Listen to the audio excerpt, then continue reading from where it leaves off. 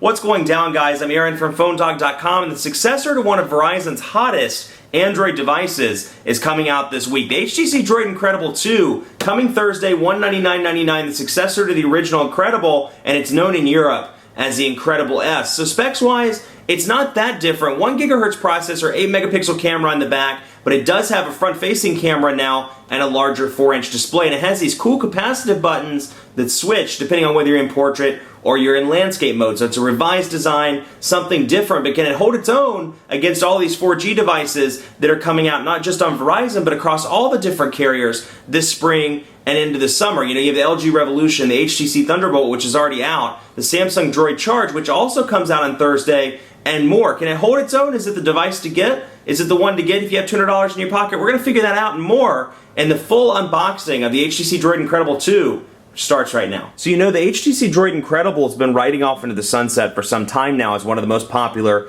Android devices on Verizon to date after it launched in April of last year. Very, very popular, hard to get for the first couple of months, but you know, it finally went into discontinued mode. Now, the successor was rumored for some time. We had seen leaks and things like that, but Verizon had been oddly silent about it. Not the case anymore. It was announced this morning, 9 o'clock, that it's coming to Verizon on Thursday, which is the 28th, for $199.99. Now, feature-wise, it's pretty well-spec'd. 1 GHz Snapdragon processor. It's running Android, of course, Android 2.2 with an updated version of HTC Sense. It has 768 megabytes of RAM, it's about 4.8 ounces. And the real differentiator here on two fronts, one, it's a larger display. It's a 4-inch display instead of 3.7. And you know, I saw this device at Mobile World Congress as the Incredible S, which is what they call the European variant. Excuse me. And the Incredible S, you know, 4 inches really does HTC well. It's one of their few devices that's running on a 4-inch display, and it seems to be, like I've said before, that healthy balance between 3.7 and 4.3 inches. It's what I like about devices like the G2X and you know, the Samsung Focus and some of those other devices on the market. And that's it seems to be a nice balance on Android devices as well. So 4-inch display, and it has a front-facing camera as well. Now, unfortunately, there's no 4G capability. It is 3G only, which kind of makes you wonder why they would launch without 4G capabilities when all these devices like the Droid Charge, Samsung's 4G LTE phone, comes out on Thursday as well. It's $299.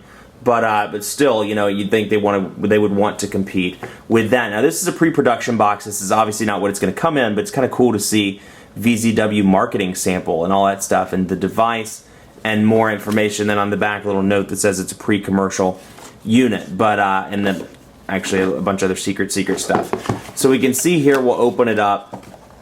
Battery was there, phone was there. You know, they have to do the programming on these devices, so it was already programmed for us. Here's what you get in the box. Now, given that this is a pre-production device, I don't know if this is what you'll get in the retail box. I'm assuming it is, but hey, just, you know, take this with a grain of salt until you see it on Thursday morning if you decide to buy it. So here's one plug, the European adapter. This is a world device. I should say there are three things different about it. The front-facing camera, well, actually, I shouldn't say that. There are four things about it. I'm just going to stop talking now and show you what's in the box.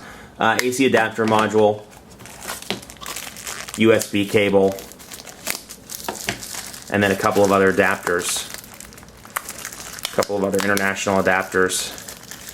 Can never remember which one this is. China, I think. China and Australia, maybe. And then, of course, your European adapter as well. So, whoa now. Woo! A little wild on me. So you can see a couple different adapters that come in the box. So you get quite a bit in the box because it is a world device, or a global device, rather. And that's what I was saying. Front-facing camera, global capabilities, bigger display, and a newer version of HTC Sense. So while it is still running Android 2.2, it's running a newer version. Now, it was just turned off, so I imagine it's going to do the fast boot here. You can see, bam, bam, bam, back on. So it has HTC's fast boot capabilities, and we'll come in here and see what the body looks like. So the body-wise, you know, it's a little bit more curved, if you will, than the original Droid Incredible, but not that different overall. It's got this kind of black look to it. Dual LED flash in the back, 8 megapixel camera. You can see it's raised just like the old one. I mean, it's very, very similar to the old one. Micro USB charging port down here in the bottom left, volume rocker top left, 3.5 millimeter headphone jack there with your battery, or with your power button. And then you have your four capacitive buttons, which totally disappear when you power the device off. You can see they are not anywhere to be found when the device is powered off. So we'll pull it down, and you can see typical. Now this is running the same version of HTC Sense that we saw at Mobile World Congress in Barcelona. So it's a newer, I call it Sense 2.1. I think they may still be branding it as Sense 2.0, but it's a revised version of 2.0, so I'm going to call it 2.1. You'll notice immediately that the home button here has been changed. It's a different looking home button, different looking menu button, and then you have your app drawer down here. It looks different. And you'll see down here you can switch between all apps, frequent, downloaded, and then your Verizon apps to do, to go into specifics. But you'll see now, instead of it being one continual list of applications, you'll see that gray bar right there. When you scroll, it scrolls one little window up at a time. So think of all your apps like in individual little windows, and it'll scroll down one window, down one window, down one window until you're at the bottom. And you can see the bar here is now right here in the center instead of going all the way up and all the way down. You can close your apps by pulling it down right there. Now, since this is some version of Sense 2.0, it does have personalization options. You can go into personalization here, click on skin, go to HTC, and you can, let's change the skin, for example, to slate if you want to. And you can change the skin to slate. Now the downside, we've covered this before on the Thunderbolt. Verizon's locked it down where you can't go onto htcsense.com and download any new skins or new wallpaper, new anything like that. What you get on the device is what you have to deal with, at least when it comes to skins. So you're stuck there. You can't go like you can with the Inspire. You can't jump on and grab additional skin. So you can see what it looks like here. I don't think, okay. And then you can scroll over here just so we can see what bloatware comes on the device. This device comes with a ton of Verizon stuff pre-installed. 3G mobile hotspot, backup assistant, Blockbuster, City ID, Kindle, a game, Mobile IM, My Verizon Mobile, NFL Mobile, Need for Speed Shift, Skype, Slacker, all your VCast stuff here, and VCast videos, voicemail, VZ Navigator. So when you really see it sectionalized, or when you see it segregated like that, and you see all the Verizon apps, you see how many Verizon apps they pre-install on devices like this. That's a ton of apps, and they can't be uninstalled, but at least you can click on your frequent apps or your downloaded apps, or you can do something like that and kind of segregate the apps that you use on a regular basis so you don't have to see those Verizon apps if you don't want to. Now, like I said before, that 4-inch display, it's really a good sweet spot, and it doesn't do it justice with you seeing it in camera. You really need to go, if you're at all interested in the store, you need to go, or in this device rather, you need to go to the store and take a look at it in person, because that 4-inch display, it really is a good balance between too small and too large. It has a nice feel to it. It feels good in the hand. It's not too thick like the Thunderbolt or anything like that, but it's not too small where people like me with larger fingers would have trouble typing. So let's go into messages, for example. Let's take a look. Another thing I've noticed, the vibrations on this device are less noticeable than on something like the Thunderbolt or the Evo 4G. So let's say the quick brown fox is ready for a nap and a good meal.